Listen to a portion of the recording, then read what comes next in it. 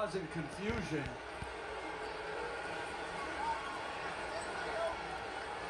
And the right call. And they're looking at the rim right now saying it's a little crooked. It does look crooked. From our angle here, it looks a little crooked. All the players are checking it out now. Some guys don't need to look. Jokic trying to fix it himself. Nikola Jokic, he doesn't want to stop. I'll fix it.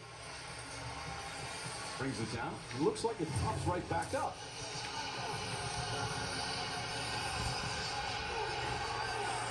Am I nitpicking that I don't want a guy in a suit and tie doing that job?